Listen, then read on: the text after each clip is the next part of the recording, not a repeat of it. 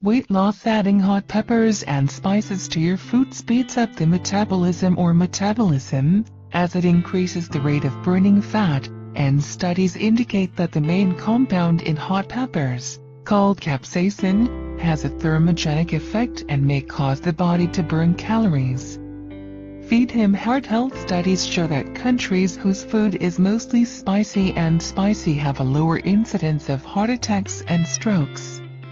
Hot peppers can reduce the harmful effects of bad cholesterol, and capsaicin may fight inflammation, which is a risk factor for heart problems. Cancer prevention. According to the American Association for Research on Cancer, capsaicin in hot peppers has the ability to kill some cancer cells and leukemia, as well as turmeric, curry and some mustard, may slow the spread of cancer and the growth of tumors and have the same effects on the body as some cancer drugs do.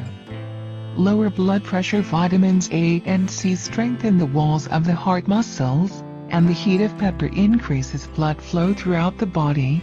All this helps to improve the cardiovascular system.